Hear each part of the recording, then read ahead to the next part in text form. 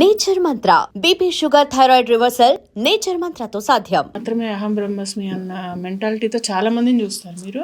అది వాళ్ళ తప్పు కాదు, వాళ్ళ మెంటాలిటీ. అంటే వాళ్ళు సైకలాజికలీ ఒక చిన్న ప్రాబ్లం ఉన్న వాళ్ళకి అర్థం కాదు, వాళ్ళకి అర్థం కాదు. సో అలాగంటే నేను అక్కడే ఆగిపోతా. నా అంత best honey is the best అని సినిమాల్లో బాగుంది విడిగా. It doesn't work that way. ఎందుకంటే ఎప్పుడన్నా చూసుకోండి అంతే కదా. ఇప్పుడు మన కడుపు నిండితే తినడం మానేస్తాం కదా, మనసు నిండితే పని చేయడం మానేస్తాం. అట్లా.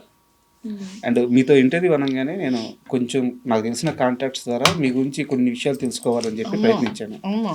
అయితే మీరు పేరు అడగొద్దు, ఒక వ్యక్తి మాత్రం ఒకటి చెప్పారు. ఏమని? డ్రెస్సింగ్ విషయంలో చాలా పర్టికులర్.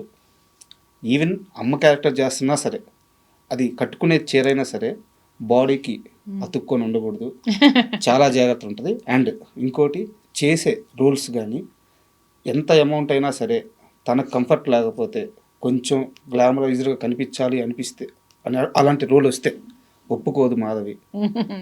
ఈ రెండు విషయాల్లో చాలా పర్టికులర్ అని చెప్పారు. అవునండి. డ్రెస్సింగ్ విషయంలో అంటే మనము కట్లు బొట్టు అన్నారు కదా పెద్దవాళ్ళు, దాన్ని బట్టే నాకు నువ్వు నన్ను ప్రేమించకపోయినా పర్లా, ఇష్టపడకపోయినా పర్లా, నాకు మర్యాద తక్కువ ఇస్తే మాత్రం చెప్పు తిరగేసి కొడతా. నీకు తక్కువ ఇవ్వడం అలవాటు ఉందో, నేను తక్కువ తీసుకోవడం నాకు అలవాటు లేదు. You have to respect. ఆ డిగ్నిటీ రెస్పెక్ట్ అనేది ఫస్ట్ వచ్చిన తర్వాత నెక్స్ట్ ఇంకేదన్నా. ఇది చెప్పినందుకు ఎవరో కామెంట్లో రాశారు, శుద్ధపూసుని ఏదో రాశారు, నాకు తెలియదు అదేదో. అంటే ఆ కామెంట్స్ కూడా నిజంగా వాళ్ళకు కూడా ఒక ప్రొఫెషన్ అనుకుంటారు. యూనివర్సిటీలో డిగ్రీ చేసినట్టు ఓపిక్గా కామెంట్లు రాస్తారు. దట్స్ ఓకే, కానీ దిస్ ఇస్ మీ. అంటే నేను ఇలాగే ఉన్నా, నేను ఇలాగే ఉంటాను. మీరు కావాలంటే నా ఫేస్బుక్, ఇన్స్టా ఏవి చూసినా కూడా నేను నా అంటే వేరే వాళ్ళు ఎలా వేసుకుంటారో వాళ్ళ ఇష్టం. నేను వాళ్ళని కామెంట్ చేయట్లేదు. నాకు I am not comfortable showing skin or even on screen కూడా వాళ్ళే ఒప్పుకోరు అసలు. But they are also very happy the way I present myself. అంటే దీనివల్ల ఒక లాభం ఉంది మేడం. ఇప్పుడు కొంతమంది ఆర్టిస్టులు ఉంటారు, వాళ్ళు చేసేది చిన్న సినిమాలు కావచ్చు, తక్కువ సినిమాలు కావచ్చు, బట్ వాళ్ళ స్క్రీన్ మీద కనిపించినప్పుడు ఆడియన్స్ మా మనిషి అని ఒక యాక్సెప్టెన్స్ ఉంటుంది. మీకు అది ఉంది. Thank you so much. చూడంగానే అదే మాధవి గారు ప్రతి ఆడియన్స్ రిలేటెడ్ అవుతాడు అనమాట. Thank you. సో దీనివల్ల మీరు తీసుకున్న డెసిషన్ వల్ల మీకు వచ్చిన లాభం ఇది. Thank you. అండ్ ఇప్పుడనే కదా, నేను ఐ వాజ్ వెరీ థిన్, చాలా ఇంత సన్నగా ఉండేదాన్ని, చాలా సన్నగా ఉండేదాన్ని అసలు. కానీ అప్పుడు కూడా నాకంటే ద వే అంటే మేబీ వచ్చిన ఫ్యామిలీ బ్యాక్గ్రౌండ్ కావచ్చు, బట్ మేబీ నాకు అలాగా ఇంట్రెస్ట్ లేదు. మోడర్న్గా ఉండాలని కదా, ఎప్పుడు శారీస్ ఇష్టం అనమాట, శారీస్ కట్టుకోవడం ఇష్టం అలా. అండ్ ఇండస్ట్రీలో సుకుమార్ గారి సినిమాలు ఎంత బాగుంటాయో సుకుమార్ గారి ఆడిషన్లు ఇంకా అంత బాగుంటాయంట. అంటే చాలా విచిత్రంగా జరుగుతాయి అంట ఆయన ఆడిషన్లు. అంటే నేను ఎప్పుడు 100% లవ్ చేశాను. దాని తర్వాత రంగస్థలం వచ్చింది కానీ అప్పుడు చేయలేకపోయాను.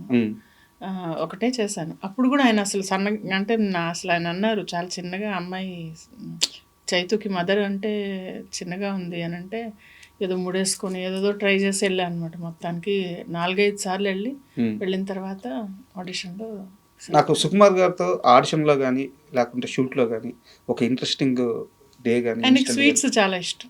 ఆయనకి మొత్తం ఆ డైరెక్షన్ డిపార్ట్మెంట్ అందరికీ స్వీట్లు ఇష్టం, బాగా ఇష్టం స్వీట్లు. ఇన్ని స్వీట్లు తీసుకెళ్ళేదాన్ని నేను.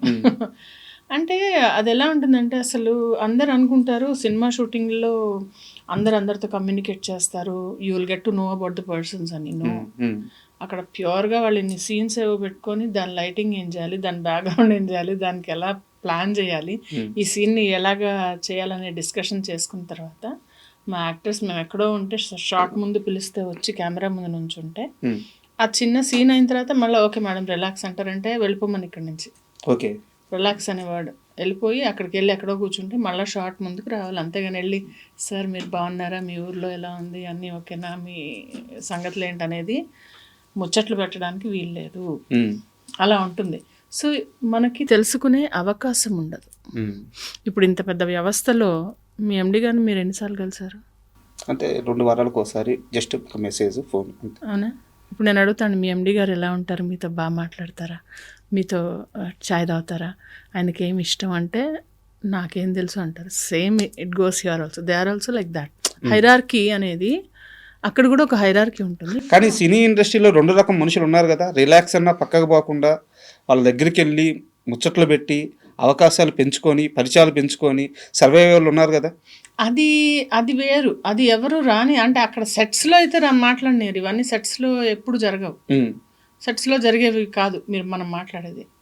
సంథింగ్ మేబీ ఫోన్ నెంబర్స్ ఉంటాయి, పరిచయాలు అంటే వాళ్ళ పిఆర్ అది. ఇంకా నేను అది ఇప్పుడు ఒకరికి వచ్చిందని మనం ఏడ్చి మనం చెప్పకూడదు కదా. పిఆర్ వల్ల వచ్చింది, వాళ్ళ లక్ వల్ల వచ్చి ఉండొచ్చు. మనం అలా ఎలా మాట్లాడతాం? నెగిటివ్గా కూడా అనకూడదు కదా, అనేయకూడదు కదా పుసుక్కని మాట మనం. ఇదే కన్వర్జేషన్ మీద నా దగ్గర ఇంకో సీరియస్ క్వశ్చన్ ఉంది మీ మీద. అది సీరియస్ అలిగేషన్, మీ దాకా వచ్చిందో రాలేదో నాకు తెలియదు. చెప్పండి. మిర్చి మాధవికి కొంచెం ఇగో ఎక్కువ, ఎవరితో మాట్లాడదు, ఎవరిని కలవదు. దానివల్లే ఆమెకి రావాల్సిన అవకాశాలు రావట్లేదు. దానికి ప్రతి ఒక్కరు చెప్తున్న రీజన్ ఏంటంటే మీరు ఎవరిని అప్రోచ్ అవ్వరు, ఎవరిని పలకరించరు అని చెప్పేసి. అవునా?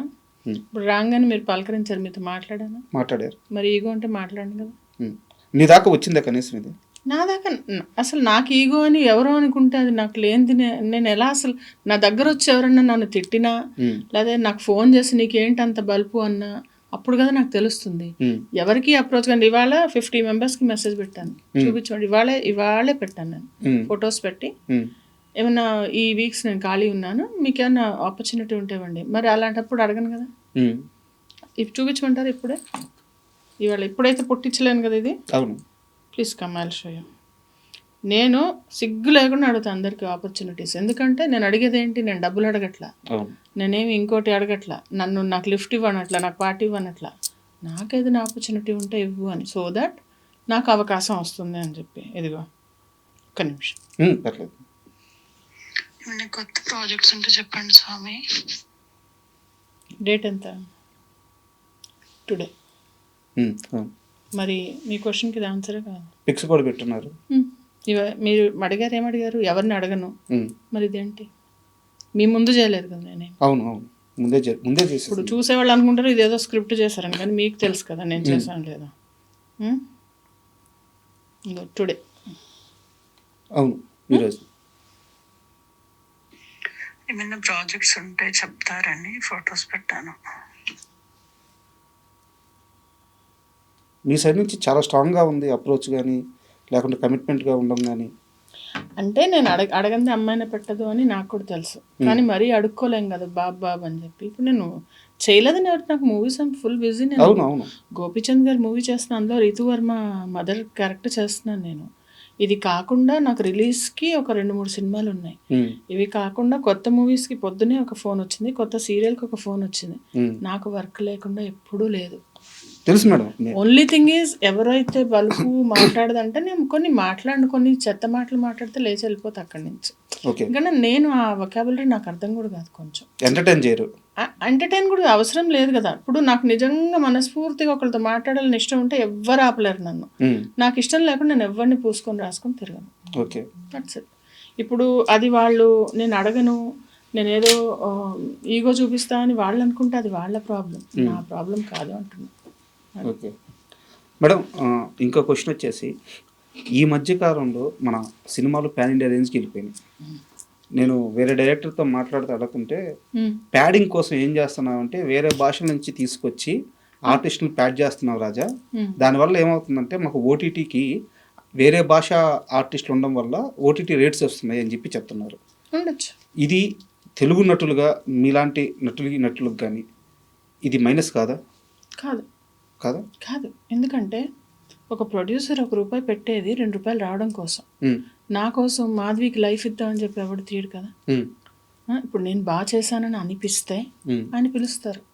ఇప్పుడు డైరెక్టర్ కానీ ప్రొడ్యూసర్ కానీ వాళ్ళని మనం తప్పు పట్టడానికి లేదు.